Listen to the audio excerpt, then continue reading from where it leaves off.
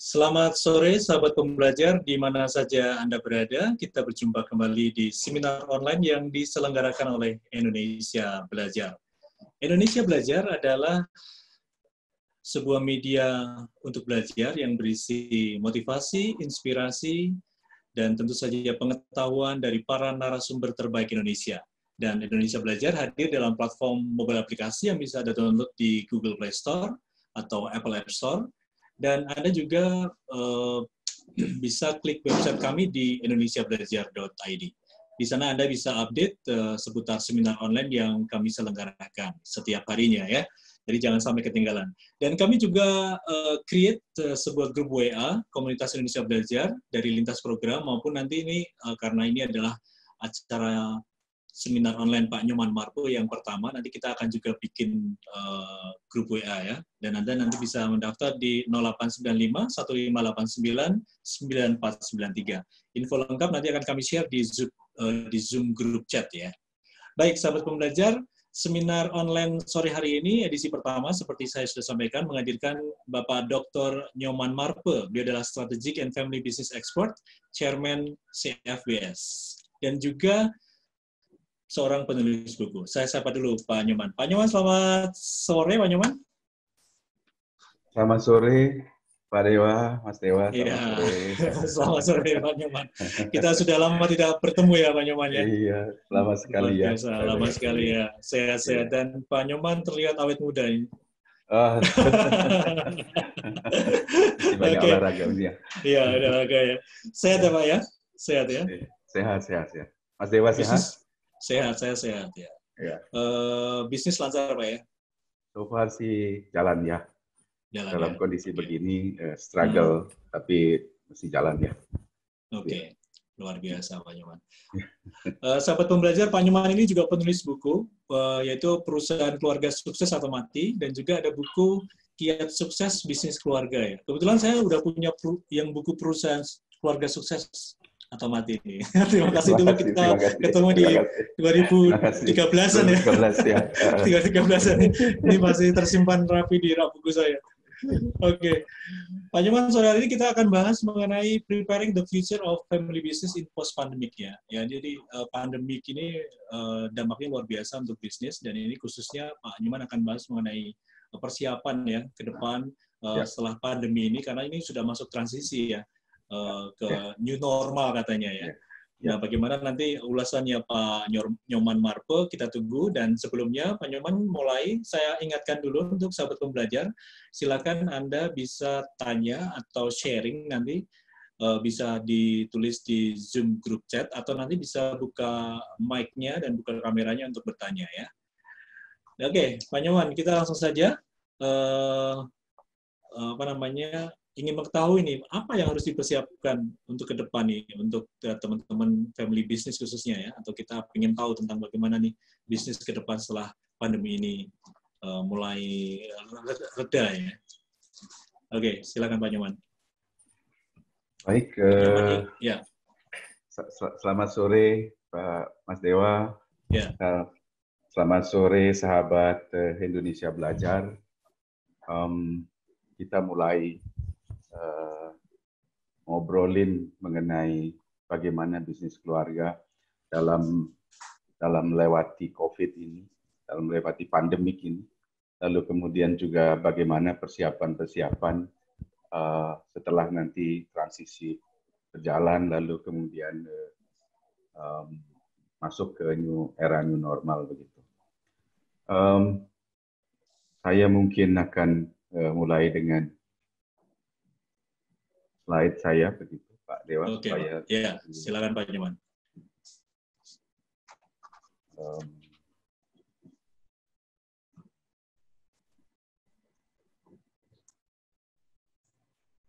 Oke, baik. Oke, sudah terlihat Pak. Bisnis keluarga sama seperti bisnis-bisnis yang lain yang saat ini yang juga terkena dampak dari pandemi. Dampak ini cukup besar ya, begitu, bagi para pebisnis, juga termasuk bisnis keluarga. Kenapa demikian? Ya, kita tidak bisa memisahkan antara bisnis dengan bisnis keluarga sebenarnya. karena lebih dari 90% bisnis di dunia itu adalah bisnis keluarga, gitu Mas Dewa. Jadi cuman memang selama ini kita berpandangan agak negatif lah terhadap bisnis keluarga. Ada yang bilang bisnis keluarga itu one man show, bisnis kecil, buram, dan lain sebagainya. Tapi sebenarnya bisnis keluarga yang profesional dan multinasional dan lain sebagainya juga cukup banyak begitu. Sehingga perbedaan antara bisnis keluarga dan bisnis non keluarga sebenarnya ada pada siapa pengendalinya, begitu, siapa pemilik dan pengendalinya. Baik, memang bisnis keluarga memiliki kompleksitas yang lebih dibanding bisnis non keluarga. Selain memiliki kompleksitas, mereka juga memiliki karakteristik tersendiri. Kalau lihat pada slide saya ini kompleksitas bisnis keluarga, inilah karakter bisnis keluarga, kira-kira begitu. Definisi dari bisnis keluarga adalah bisnis yang secara dalam prakteknya itu dikendalikan oleh anggota keluarga, satu keluarga, satu atau dua keluarga, atau bisnis yang dimiliki dan dikendalikan oleh satu atau dua keluarga. Biasanya keluarga pemilik. Biasanya di dalam bisnis keluarga, pemiliknya dia, pengendalinya juga dia, CEO-nya juga dia, begitu. Tapi nggak semuanya begitu sih. Beberapa yang sudah mengarah ke profesional juga sudah banyak. Bisnis keluarga yang listing di bursa juga sudah banyak. Ini gambaran dari bisnis keluarga. Bagi para sahabat pembelajar, kalau kita belajar bisnis itu kita cuman belajar di era bisnisnya, di area bisnis ini saja. Ini yang mungkin kalau terlihat pointer saya bawa ke situ. Dan ini dipelajari di sekolah-sekolah bisnis. Nah, bisnis keluarga itu tidak hanya ini yang mempengaruhi jalannya bisnis keluarga, tetapi juga ada keluarga di dalamnya. Keluarga pemilik tentunya, yang juga ikut mengendalikan perusahaan. Lalu kemudian ada juga kepemilikan yang bukan keluarga. Ada kadang-kadang pemegang saham pasif di sana. Sehingga horizon-nya menjadi 3. Nah, di ketiga horizon inilah yang membuat kompleksitas bisnis keluarga itu lebih tinggi dibandingkan bisnis non keluarga. Kalau kita bicara sisi negatifnya begitu. Nah, ketiga bagian ini, baik keluarga, bisnis maupun ownership, memiliki karakter dan horizon yang berbeda. Oke, kita lepaskan dulu yang ownership. Kita bicara bisnis dan keluarga saja dulu. Kita lihat sifatnya. Kita bicara bisnis, kita bicara objektif. Ada target-target, ada outward looking, lalu ada horizonnya panjang. Tapi begitu bicara keluarga, kita bicaranya harmoni. Inward looking, long term horizon juga kita. Nah, bayangkan sekarang perpaduan antara harmoni dan inward look dan objektif. Ini dua hal yang sangat berbeda. Yang satu mementingkan harmoni, yang satu mementingkan objektifnya. Kadang-kadang pertemuan ini membuat ketidaksinkronan. Kalau kita di dalam dunia bisnis keluarga, ini ada yin, ada yang. Ada panas, ada dingin. Nah, ini kira-kira gambarannya begitu antara bisnis dan keluarga. Kalau bicara mengenai people yang ada di dalam bisnis keluarga, juga ada bermacam-macam nih contohnya, kenapa kompleks begitu. Kalau kita bicara bisnis, kita belajar di sekolah bisnis, belajar manusia, belajar sumber daya manusia, kita cuma belajar yang poin yang ketiga saja. Seolah-olah sama semua begitu. Padahal di dalam bisnis keluarga itu ada 7 tipe manusia yang harus dikelola dengan karakter dan privilege-nya yang berbeda-beda.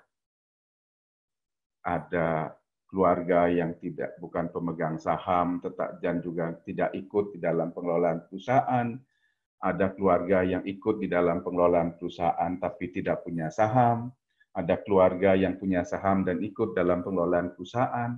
Ada pemegang saham yang bukan keluarga, yang ikut dan yang tidak ikut. Ini punya privilege yang berbeda-beda, punya daya gempur terhadap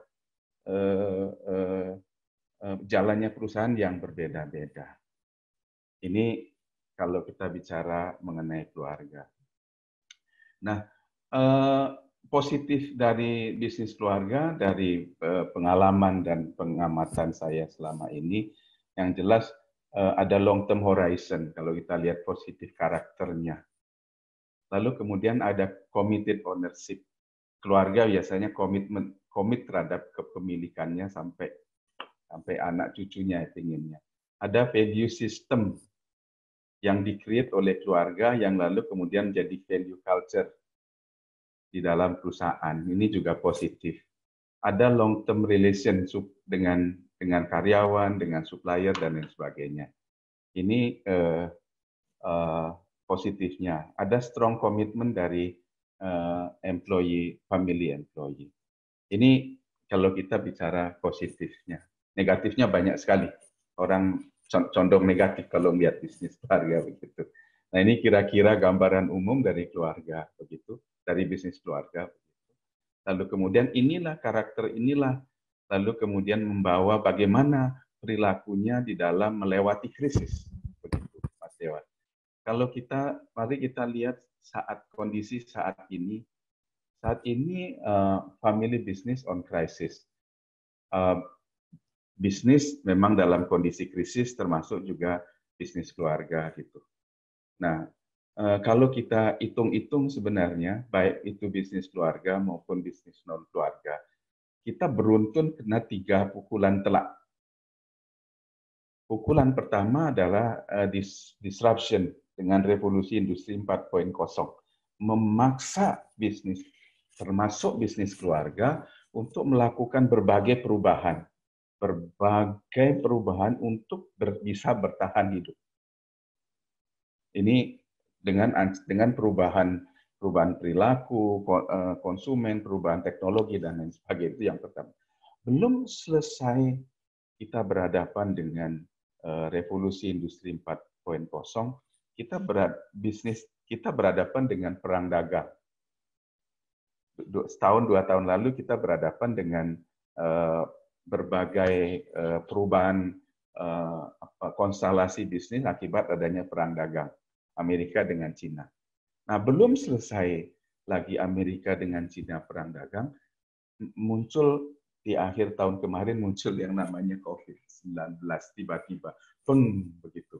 Dan ini cukup mengagetkan bagi perusahaan, tidak hanya bisnis keluarga tapi juga bagi perusahaan cukup mengagetkan. Ini yang 3 pukulan telak ini yang membuat hidup matinya perusahaan sekarang dipertaruhkan. Tidak sedikit yang berkelimpangan kelihatannya. Ini belum selesai. Kalau tadi Mas Dewa bilang ini masih sudah transisi, saya bilang ini baru mulai mencoba untuk transisi. Baru mencoba, Pak ya?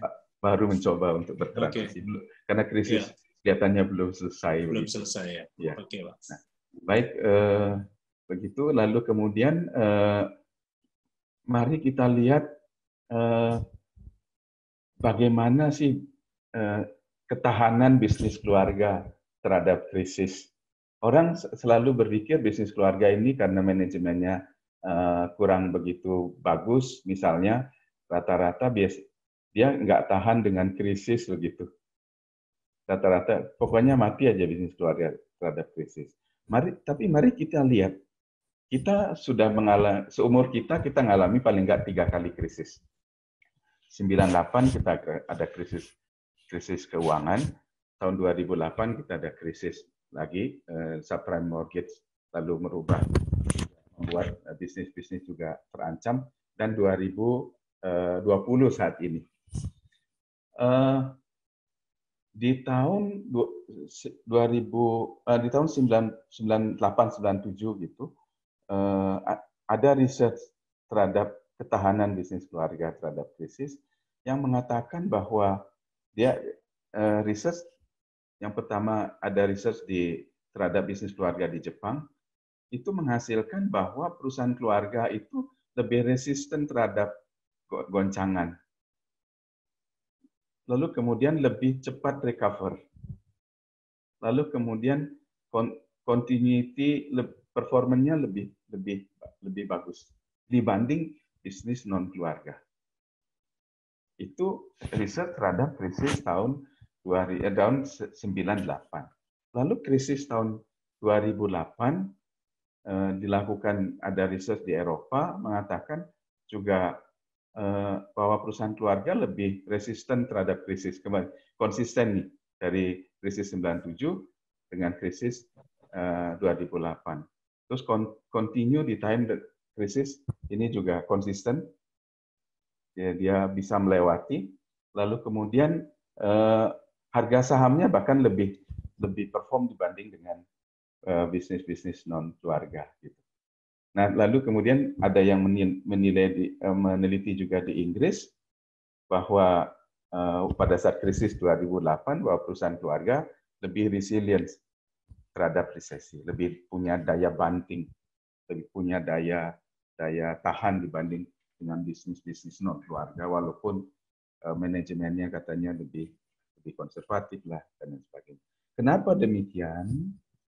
Yang pertama adalah karena di dalam bisnis keluarga itu pengambilan keputusannya cepat dan lebih terbuka.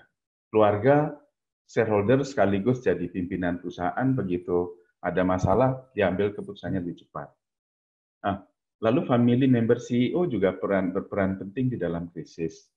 CEO yang dari anggota keluarga dia akan mempertaruhkan semuanya. Dia akan all out mempertaruhkan perusahaan karena ini membawa nama baik keluarga dan lain sebagainya. Termasuk terhadap sosial environment-nya. Lalu kemudian ada family culture, kebersamaan di dalam perusahaan terbentuk di dalam bisnis keluarga sehingga ada cincai-cincai lah dengan karyawan, bisa kita ajak untuk lari lebih cepat dan sebagainya. Lalu kemudian ada long term horizon. Lalu kemudian ada keinginan dari semua keluarga. Ini mesti diselamatkan karena ini adalah bukan hanya untuk generasi sekarang, tapi juga untuk generasi berikutnya. Ini masalah nasib keturunan kita. Lalu kemudian governance-nya, aturan-aturannya juga lebih simple. Sehingga keputusan bisa diambil lebih cepat dibanding dengan birokrasi yang ada di bisnis non keluarga. Itu gambarannya untuk di krisis tahun 2008 dan 97. Nah, lalu kemudian ini ada penelitian sudah keluar di dalam jurnal April kemarin, bagaimana perilaku bisnis keluarga terhadap COVID-19 ini di Eropa, di 5 negara Eropa. Dia ngambil 27 bisnis keluarga yang ada di 5 negara, begitu research-nya. Kita lihat bahwa finding-nya bahwa bisnis keluarga menganggap ini satu tipe tantangan yang baru bagi bisnis keluarga, adanya COVID ini. Terus kemudian di dalam pengelolaan krisis, bisnis keluarga lebih bisa menghemat, lebih bisa melakukan efisiensi, lebih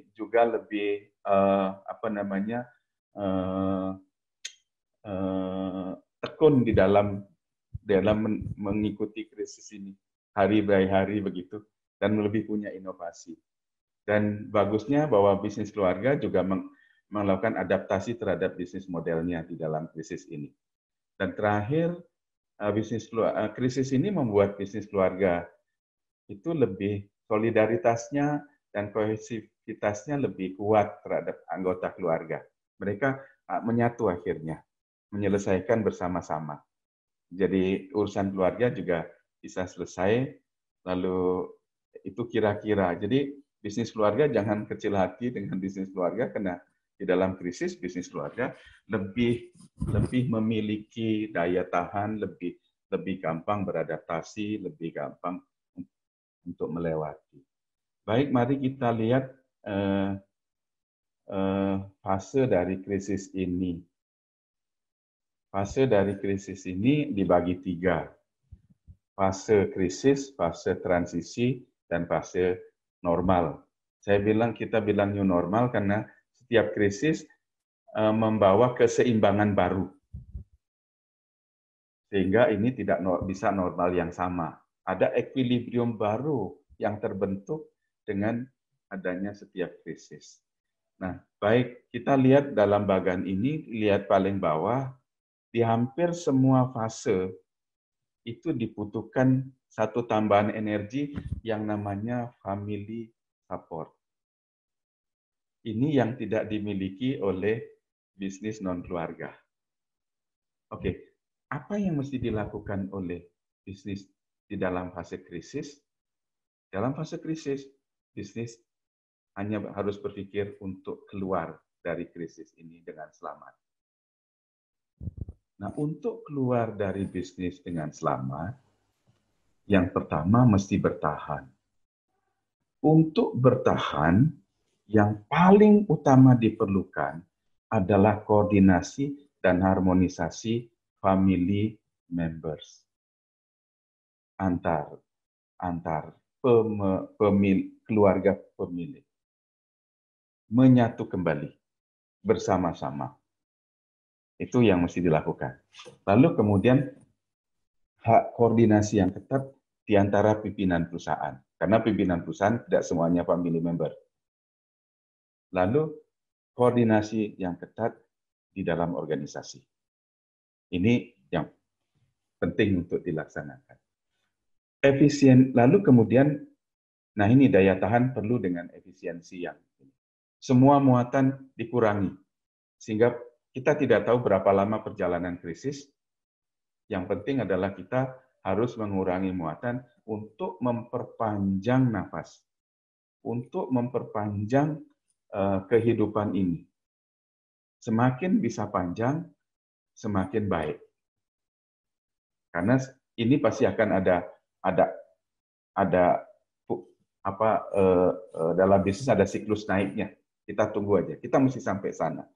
Lalu apa yang dilakukan? Ya silakan lakukan efisiensi kerja, efisiensi proses produksi, dihemat yang tidak perlu dikeluarkan, jangan dikeluarkan, dan lain sebagainya. Lalu manajemen modal kerjanya juga penting. Inventory jangan terlalu banyak, aset-aset yang tidak terpakai, yang tidak produktif, kalau bisa dijual untuk nambah daya tahan modal kerja, dan lain sebagainya. Nah, lalu itu yang dilakukan. Lalu kemudian harus bergerak, harus mencari peluang-peluang baru, karena krisis ini selalu memunculkan peluang baru. Itu orang bilang ini survival mode lah. Mesti mencari jalan keluar supaya bisa survive. Lalu yang ketiga dalam bergerak, review kembali strategi yang sudah dibuat. Kalau kita bicara Michael Porter punya generic strategic, maka 5 forces-nya mesti dilihat.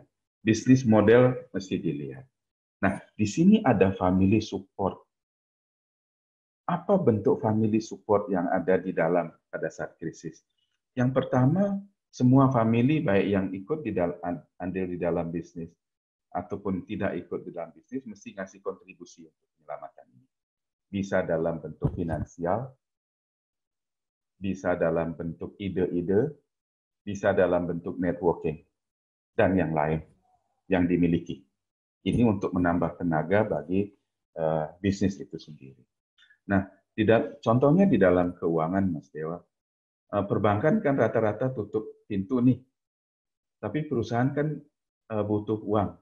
Biasanya kita minjamnya di IMF.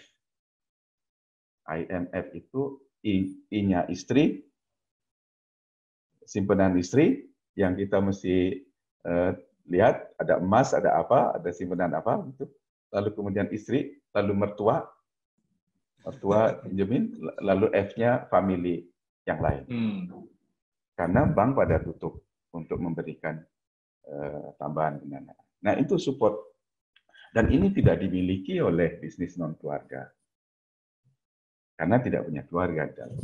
Nah, lalu kemudian kita masuk nih, itu mulai selamat kita masuk ke fase transisi. Yang jadi kunci dalam fase transisi, kan kita udah keluar nih dalam tanda kutip dari krisis, tapi keluar dari krisis saja kan tidak cukup. Kita juga harus menyiapkan untuk menang di fase berikutnya begitu. Di fase new normal kita kan mesti jadi pemenang lagi itu kira-kira, Mas Dewa. Nah, oleh sebab itu kita masuk fase krisis. Nah, fase krisis kuncinya adalah menyiapkan diri. Semuanya berubah, equilibrium berubah, peta berubah, customer berubah, perilaku berubah, cara kerja berubah. Maka kita masih siapkan diri. Governance-nya kita siapkan, strateginya kita siapkan, sistemnya kita siapkan, IT-nya, mungkin struktur organisasi juga berubah, paradigmanya juga disiapkan. Nah, di dalam masa pandemi ini, bagi bisnis keluarga adalah kesempatan untuk melakukan modernisasi organisasinya. Sementara kegiatan nggak banyak, modernisasi ini IT-nya diinikan, organisasinya dievaluasi kembali. Itu, nah di mana letak support dari family di sini? Networking dari family mesti digunakan untuk kita membuka kembali dengan supplier-supplier yang lain. Mungkin supplier kita udah nggak bisa supply dan lain sebagainya. Lalu kemudian mungkin dengan network dari sisi revenue, dari sisi financing begitu. Walaupun family itu tidak ikut di dalam pengelolaan perusahaan pada saat ini, karena berkumpul itu pasti ada keinginan untuk membantu. Karena ini bisnisnya sendiri, bisnis keluarganya sendiri. Nah, dikeroyok ini daya tahannya makin kuat. Lalu masuk ke dalam fase new normal, kuncinya ada 3. 1, disiplin, ya, lalu kemudian waspada dan sadar. Disiplin artinya apa-apa yang sudah di-develop di fase transisi, apa governance yang sudah di-develop pada masa transisi, secara disiplin dijalankan pada fase new normal. Strategi yang sudah dibuat di fase transisi dijalankan di fase new normal dengan konsekuen. Lalu kemudian waspada. Waspada adalah bahwa lingkungan akan bergerak nih cepat nih. Normal kelihatannya tapi juga akan bergerak. Maka kita harus waspada dengan selalu melakukan review terhadap formulasi strategi kita, bisnis keluarga ini. Mereview terhadap lingkungan itu dalam periode-periode yang tertentu. Nah, lalu sadar artinya bahwa krisis akan terjadi lagi dan kita tidak tahu kapan. Ini penting bagi para pebisnis keluarga, karena krisis itu akan terjadi lagi dan kita tidak tahu kapan, maka kita mesti punya resources cadangan untuk kalau terjadi krisis. Jangan semua dananya ditaruh di dalam sesuatu yang tidak liquid. Kita mesti punya resources cadangan. Nah, family mensupport di sini adalah dalam rangka peraturan putaran SOP yang sudah dibuat itu, family jangan melanggar. Biasanya yang paling banyak melanggar adalah family karena merasa memiliki privilege tersendiri gitu, Mas Dewa. Nah, itu kira-kira. Nah, kalau ini bisa dijalankan dengan baik, maka tidak hanya selamat dari krisis, tapi akan menjadi pemenang di masa new normal nanti, di masa pandemi. Tadi saya mengatakan begini, bagi bisnis sekarang yang masih dalam mulai transisi, saya sarankan untuk mereview kembali formulasi strateginya. Ini penting sekali, bagi yang belum melakukan silakan dilakukan. Michael Porter memiliki 5 forces, ini paling simple yang bisa kita lakukan, bahwa bisnis kita itu akan dipengaruhi oleh 5 hal penting. Yang pertama adalah posisi competitors mempengaruhi jalannya bisnis kita. Yang kedua suppliers. Yang ketiga buyer. Yang keempat produk substitusi. Yang kelima ada pendatang baru. Oke, kita mulai dari industri kompetitor kita. Apakah kompetitor kita masih sama? Karena mungkin ada yang jatuh, ada yang malah naik begitu, sehingga positioning kita sebagai sebuah bisnis itu mungkin juga berubah. Itu yang pertama. Lalu kemudian kita bicara ke supplier. Krisis ini membuat pergerakan di supplier. Mungkin supplier yang lama sudah tidak lagi sanggup mensuplai kita karena kondisi keuangannya. Mungkin juga sanggup tetapi term of payment-nya berubah. Sanggup tetapi kualitasnya berubah. Nah, ini kita masih evaluasi. Lalu yang banyak kita lihat saat ini kan hanya dari sisi buyer. Buyer pasti ada perubahan dari buyer. Ada perubahan dari perilaku konsumen. Baik di pricing-nya maupun di cara mereka membeli maupun preferensi mereka terhadap produk kita. Nah, itu 3 hal. Yang kedua, produk substitusi mungkin mulai muncul, Pak. Karena konsumen mencari barang-barang murah begitu, tidak ada jenis A, dia akan pilih yang jenis B atau item B begitu. Nah, ini akan muncul. Ini perlu diantisipasi. Nah, lalu kemudian pesaing baru pasti akan muncul. Kalau kita punya restoran, pesaing barunya sekarang banyak sekali. Rumah tangga yang work from home pada jualan makanan dan lain sebagainya. Nah, new entrant gini mesti dilihat. Nah, ini mesti dipetakan lagi oleh para pebisnis keluarga. Selain tadi dengan keluarganya lebih menyatu begitu, dengan memasuki fase-fase yang ada. Nah, inilah kalau persiapan ini sudah dilakukan, perjalanan berikutnya kelihatannya akan lebih baik bagi bisnis keluarga. Karena kenapa demikian? Seperti tadi juga saya akan riset yang terjadi yang dilakukan tadi bahwa krisis ini membuat cohesion-nya lebih strong antar family member. Ini modal yang sangat kuat. Kenapa strong cohesion dari family ini sangat kuat? Karena bagi perusahaan keluarga itu seperti nuklir. Dia bisa membuat ini terbang setinggi-tinggi, tapi juga bisa menjadi destroyer yang sehancur-hancurnya. Nah, krisis ini mestinya bisa membuat keluarga lebih satu, karena memiliki kesamaan tujuan menyelamatkan bisnisnya keluarga, yang kemudian ini menjadi modal dasar perjalanan selanjutnya.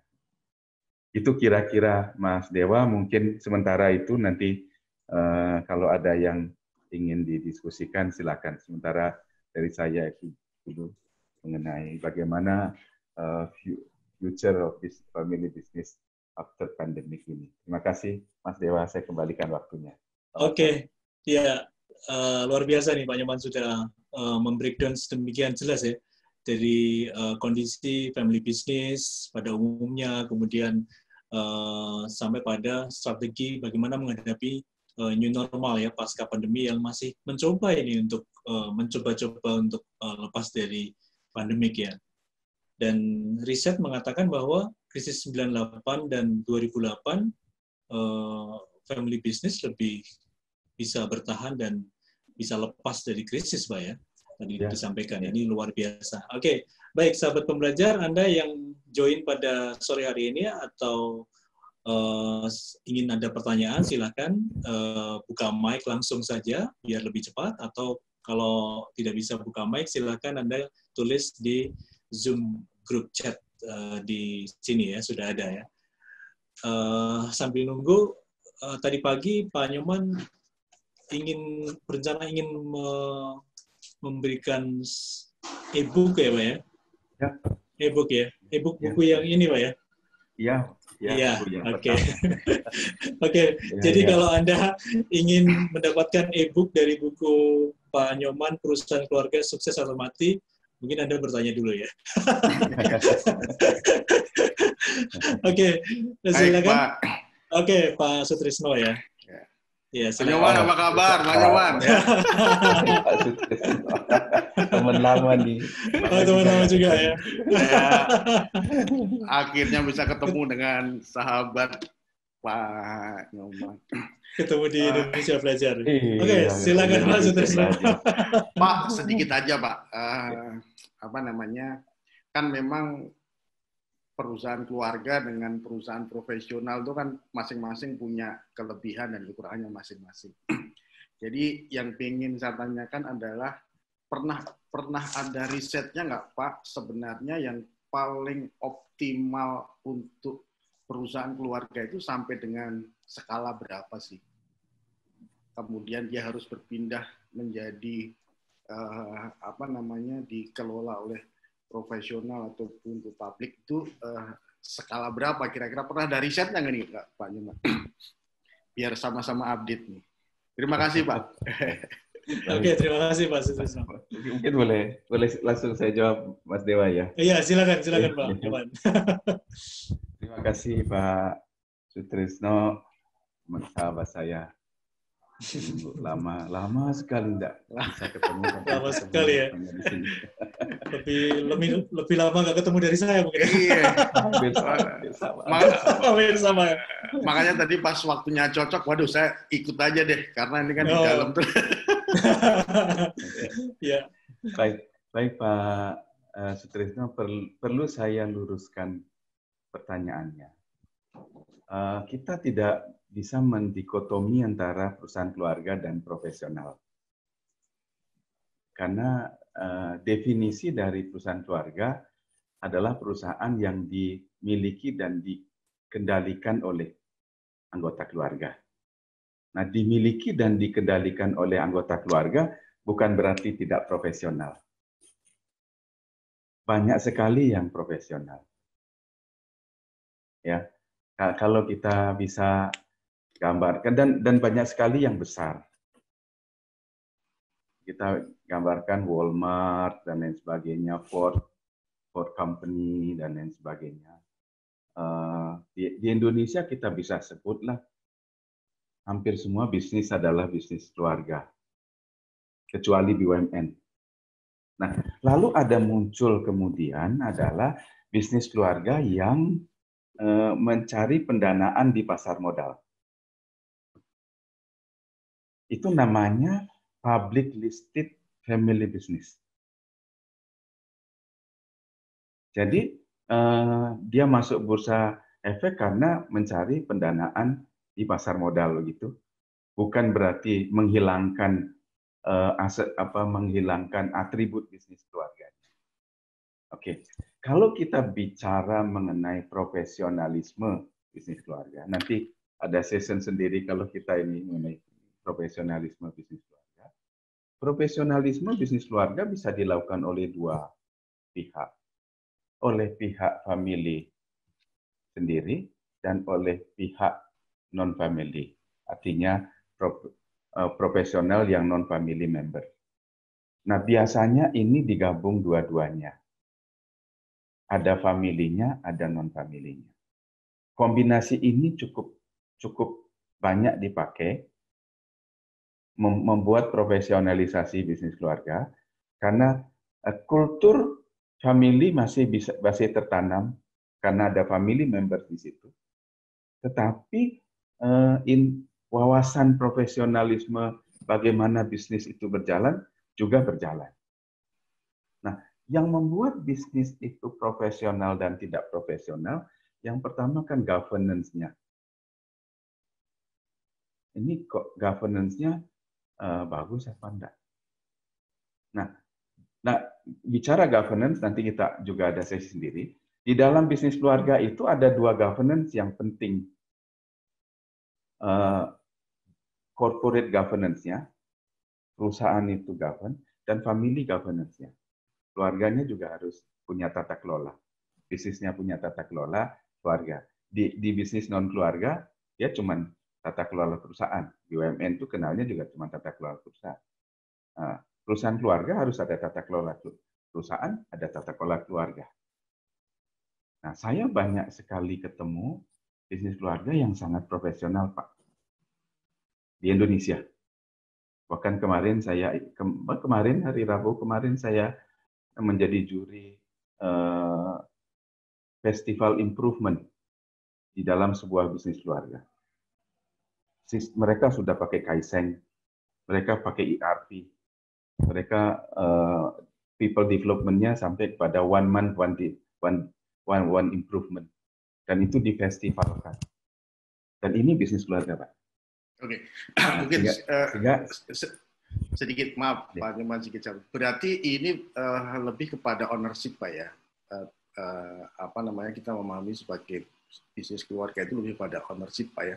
Tentunya artinya yang konteks yang kita bicarakan ini adalah ketika keluarga tersebut memiliki kepemilikan di bawah 50%, Pak ya, sehingga dia dominan dalam pengambilan keputusan atau dalam mengendalikan perusahaan. Ya. Begitu nggak, Pak? Ya, kepemilikan dan pengendalian, Pak. Ya, artinya kalau secara kepemilikan kurang dari 50%, dia kan nggak mungkin mengendalikan. Betul. Sehingga itu nggak bisa disebut sebagai bisnis keluarga, Pak ya. Kalau kepemilikannya di bawah 50%. Kalau berdua, Pak. Tapi kalau dia 49%, sisanya adalah 50 orang yang 1%, dia juga pengendali, Pak. Rata-rata begitu. Ya, yang kalau 50%-nya misalkan Pak beberapa orang begitu, yang 51%-nya beberapa orang, sementara keluarga ini 49%, biasanya keluarga ini masih jadi pengendali, Pak. Oh, oke. Jadi cakupan kita bicara bisnis keluarga itu seperti itu, Pak ya. Artinya pengendalian. Oke. Ya, betul, Pak. Kalau begitu terkait dengan pertanyaan saya tadi, nggak ada skala ekonomi yang ini, Pak ya, yang membatasi optimalnya karena seperti yang Pak Nyoman bilang bahwa bisnis keluarga itu bisa juga dalam skala korporasi dan bahkan banyak kan, seperti grup besar itu kan sebenarnya termasuk bisnis keluarga juga, Pak ya. Ya. Oke, Pak. Sebagai tambahan barangkali supaya clear mengenai bisnis keluarga seperti apa. Pak Sutresno mungkin pernah menggunakan pensil Faber-Castell. Ya. Mas Dewa biasa ya Faber-Castell ya. Faber-Castell itu perusahaan besar, Pak. Ada di ratusan negara. Faber-Castell adalah bisnis keluarga yang dimiliki oleh keluarga Faber-Castell. Dan ini sangat profesional, sangat sustain. Sudah hampir 300 tahun sekarang umurnya. Sudah di generasi ke-9. Nah, ini salah satu contoh bisnis keluarga yang cukup sukses, baik dari skalanya maupun dari profesionalismenya. Jadi besar nggak ada masalah. Pengendalinya tetap keluarga ini. Kira-kira gitu, Pak. Oke, Pak Sutresno, terjawab atau ada lagi yang perlu disampaikan? Terjawab, Pak. Saya hanya menyamakan persepsi aja karena selama ini yang ada di benak saya, karena dulu kan saya background-nya banking, melihat istilah bisnis keluarga itu selalu identik dengan yang kecil-kecil, Pak. Iya. Identik dengan yang belum naik ke dalam pengelolaan profesional, makanya tadi muncul istilah itu. Jadi jelas tadi yang disampaikan Pak Nyoman. Oke. Terima kasih Pak Sutresno. Nanti e-booknya bisa dikomunikasikan ya, Pak ya. Untuk saya kirim. Nanti Pak Nyoman saya tukar buku saya yang kedua, Pak.